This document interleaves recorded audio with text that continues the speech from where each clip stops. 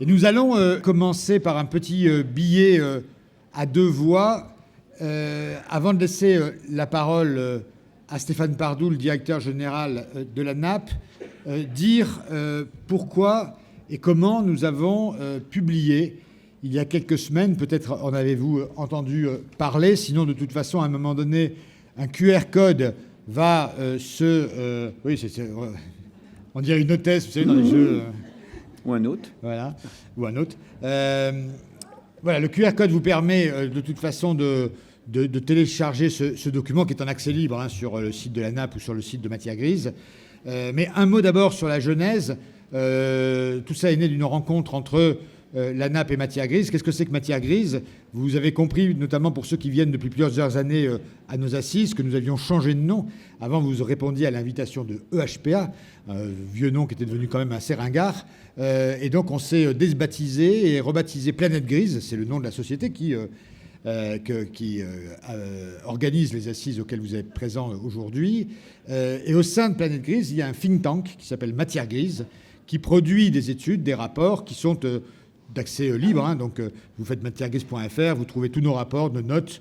N'hésitez pas, parce que même si elles concernent plutôt les EHPAD, il y a plein d'autres domaines. On a fait notamment une étude avec le commissariat au plan sur une étude un peu prospective 2030-2050, mais on a aussi des notes démographiques, on a plein de notes qui pourront vous être utiles. Et à ce moment-là, on a eu l'idée avec Stéphane Pardoux de se dire pourquoi on ne ferait pas quelque chose ensemble entre une agence de l'État, la NAP, et puis un think tank totalement privé comme le nôtre. Et donc nous avons décidé de travailler sur le domicile du futur. Merci Luc. Bonjour à toutes et à tous. L'agence d'appui à la performance, qui est l'agence publique de conseil du secteur, elle marche sur deux jambes. Ce matin, vous avez vu avec Sloan Talem et les équipes la première jambe, qui est la production d'outils opérationnels concrets que vous connaissez. Et manifestement, vous avez été nombreux à aller sur le stand de la NAP récupérer les productions précises, concrètes que vous connaissez, que vous aimez, que vous critiquez, mais que vous connaissez. La deuxième jambe du travail de la NAP, c'est de réfléchir. Et nous sommes persuadés que la question du domicile est la nouvelle frontière du système de soins, du système de santé dans son ensemble. Et lorsque nous avons eu envie de commencer à réfléchir sur le domicile du futur, nous nous sommes dit que finalement, c'était plus pertinent de le faire avec des spécialistes, un think tank spécialiste de ce sujet. Et c'est la raison pour laquelle nous avons, avec Luc, initié ce partenariat, qui est donc la deuxième partie des travaux ANAP, au-delà des outils concrets, des réflexions globales ou sectorielles sur ce que nous pensons être les grandes tendances d'évolution du système de santé et en l'occurrence du domicile. Alors on l'a fait aussi de notre côté parce que nous avions, dans le cadre de Matière Grise, publié il y a 3 ans maintenant un document qui a fait vraiment tache d'huile, j'allais dire, parce que beaucoup se le sont appropriés sur l'EHPAD du futur. Un certain nombre d'entre vous ici l'ont lu. On va d'ailleurs en faire une nouvelle version actualisée au printemps prochain.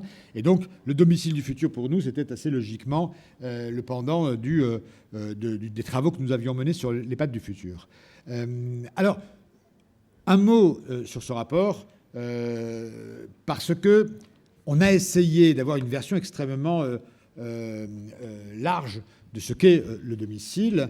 On est loin des débats qu'on a eus ce matin, qui sont évidemment totalement essentiels pour vous, mais on a voulu replacer ça dans un cadre plus large. Parce que ce qui est improprement d'ailleurs appelé, on l'a vu ce matin, le virage domiciliaire, c'est juste, au fond, la meilleure façon d'appliquer le souhait des Français de rester chez eux le plus longtemps possible. Et donc c'est un peu autour de cet axiome que nous avons travaillé et publié cette 60aine de pages. D'abord, on a voulu dire, que le domicile était absolument essentiel, et c'est toute la question des politiques d'autonomie part du logement. Le logement est-il adapté au vieillissement? Oui, très bien. On peut, en effet, à ce moment-là, vieillir le plus longtemps possible chez soi, voire y passer les tout derniers jours de sa vie. Si la réponse est non, il y a la possibilité d'adapter son logement. Et au fond, la politique d'adaptation des logements en France, la politique publique d'adaptation des logements en France, était un peu en retard par rapport à certains autres pays, je pense notamment au Danemark ou à l'Angleterre. Et vous avez vu que le 1er janvier dernier, une première pierre avait été posée avec MaPrimeAdapt, qui est la première allocation. Il y avait des dispositifs qui existaient déjà, de l'ANA, de la GIRC-ARCO, de la CNAV. Mais là, on a une prime qui s'appelle MaPrimeAdapt, mais qui est centrée sur les ménages les plus modestes de notre pays. Il fallait bien commencer par le début. C'est 40 000 dossiers qui ont été déposés depuis le début de l'année. C'est pas assez, mais c'est déjà bien. Et donc, nous avons là les prémices, en tout cas, d'une politique publique d'adaptation des logements. Ça, c'est le premier point. Il y a un deuxième point, c'est qu'on peut aussi vivre dans un logement social. Et là, c'est toutes les problématiques que vous connaissez pour vivre sur le terrain de l'adaptation des logements sociaux. Et je rappelle aujourd'hui que 25% des locataires du parc social en France ont plus de 60 ans. Et que ce sera, évidemment, ce chiffre sera croissant d'année en année. Donc la question du vieillissement des locataires du parc HLM, c'est une question qui se pose. Et vous-même qui allez chez ces personnes, vous le savez mieux que quiconque. Donc, et là, il n'y a pas le droit à MaPrimeAdapt. Donc il faut qu'il y ait un effort. Et on le sait, ces dernières semaines, les négociations entre l'État et l'USH se sont accélérées pour tenter d'avoir là aussi une politique publique cohérente. Mais il y a un moment où le logement historique, celui où on a vécu avec ses enfants qui sont plus là, avec son mari qui n'est plus là, avec le jardin qui est toujours là, les escaliers qui sont toujours là, et qui provoquent des chutes mortelles pour des milliers de personnes âgées, eh bien, il y a un moment où le domicile historique n'est plus possible. Donc nous, on a voulu dire qu'il y a le chez-soi, que les Français veulent vieillir chez eux, mais c'est que c'est chez eux qui peut évoluer. Le chez eux, ça peut être demain une résidence autonomie, à condition d'avoir là aussi une politique publique un peu dynamique pour moderniser les résidences autonomie. Ça peut être les résidences services seniors qui se sont fortement développées, parfois même un peu trop, dans certains territoires depuis quelques années. Ce sont les habitats inclusifs, avec une politique qui a été menée par les pouvoirs publics de manière assez offensive depuis 2019, qu'aujourd'hui les départements gèrent en partie. Ça peut être les résidences intergénérationnelles, ça peut être, bref, toute une palette de solutions. Et l'idée que nous avons essayé de développer, c'est que cette génération de baby-boomers, celle née en 1945, qui aura donc 85 ans en 2030, elle sera peut-être plus apte que la génération d'avant à anticiper, à prévenir, et donc peut-être à changer de domicile quand c'est utile. Et on le sait bien aujourd'hui, eh bien, changer de domicile pour un domicile plus adapté, peut-être quelques années avant que ce soit trop tard, c'est peut-être le meilleur moyen, justement, d'éviter et la perte d'autonomie et l'EHPAD. Donc, le vieillir chez soi, l'adaptation du logement, le vieillir chez soi à condition de changer de chez soi, et parfois, c'est la formule qu'on utilise, parfois, effectivement, vieillir chez soi nécessitera de changer de chez soi.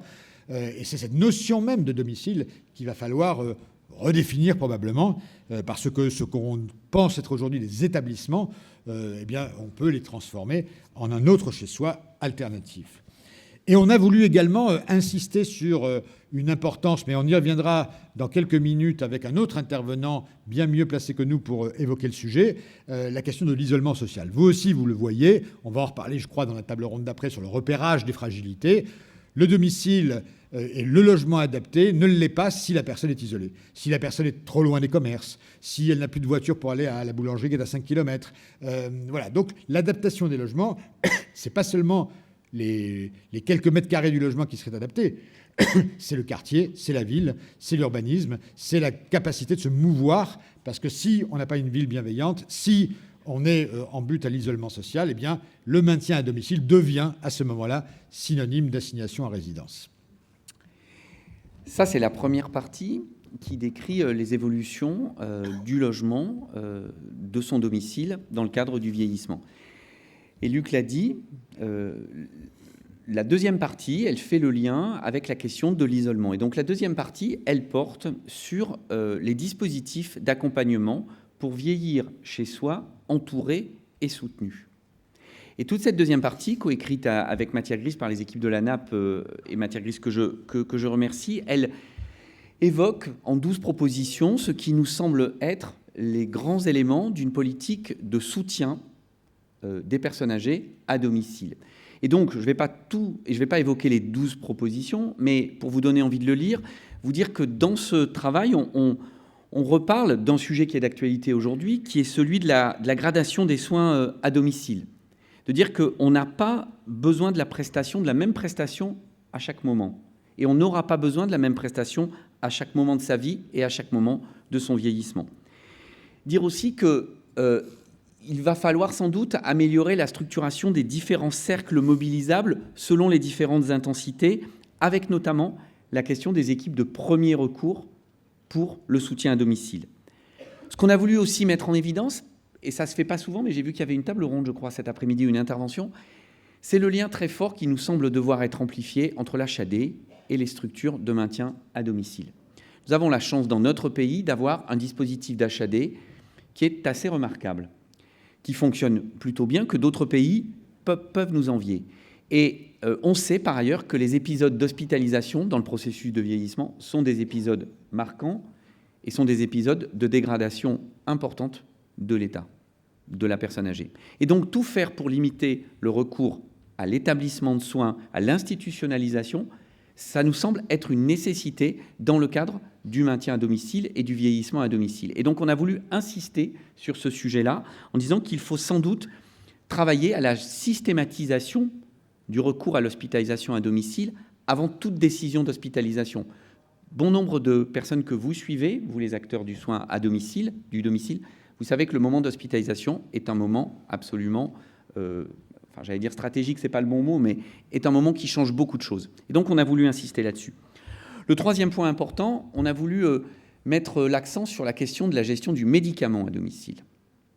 Parce qu'aujourd'hui, ça fait partie des sujets très compliqués dans le maintien à domicile, que ce soit dans le secteur sanitaire, mais également dans les dispositifs d'hébergement, dans lequel nous ne maîtrisons pas encore parfaitement la situation du médicament à domicile. Et d'ailleurs, pour ce qui concerne les établissements sanitaires, d'HAD par exemple, les principales remarques de la Haute Autorité de Santé et les principales décisions de non-certification de la Haute Autorité de Santé, elles portent sur la gestion du médicament, qui sont majoritairement, qui sont dans de nombreux endroits en difficulté. Donc on a voulu insister parce que qui dit gestion du médicament à domicile entraîne automatiquement la question de la iatrogénie médicamenteuse. Iatrogénie médicamenteuse, chute, maintien à domicile difficile.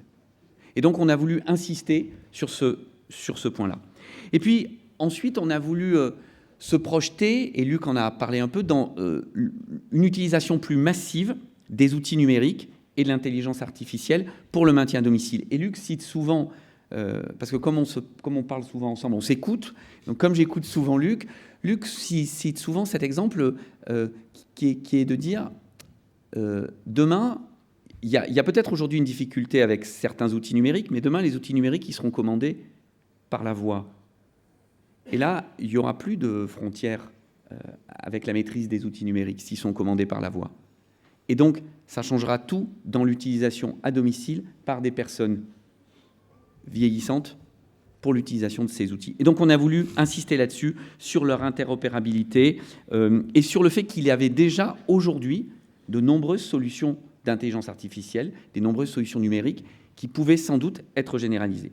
Et puis le dernier point, on a voulu insister sur la nécessité dans un secteur, mais que vous connaissez puisque vous le vivez, qui a des difficultés de recrutement, de fidélisation des professionnels, voilà, bien d'insister sur la valorisation des parcours des équipes de soins et aussi de redire que même si notre pays avait fait des avancées sur le statut des aidants, sur l'accompagnement, eh bien, il restait encore à faire beaucoup de choses et certains autres pays occidentaux avaient sans doute une longueur d'avance sur nous, sur ce statut de l'aidant et sur la situation des aidants. Voilà, rapidement résumé, quelques-unes des orientations que vous trouverez dans la deuxième partie de ce travail commun sur vieillir à domicile et soutenu, qui nous semble être un élément important pour le domicile du futur.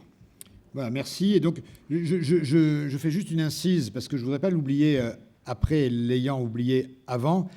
Tu viens de faire référence à la question des aidants, et je ne peux pas, lors de cette journée, dire un mot d'hommage à Claudie Culac, qu'un certain nombre d'entre vous ont connu dans cette salle, qui a été la présidente de la Compagnie des aidants, qui a été à la création du collectif Je t'aide, qui s'appelait comme ça, je crois. Oui, c'est Daphna en face de moi.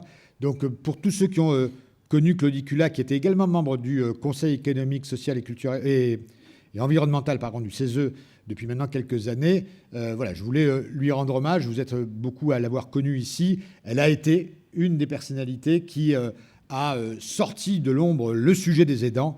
Et donc, je voulais lui dédier bien une partie de ses assises et de nos pensées. Elle est disparue la semaine dernière, beaucoup trop jeune.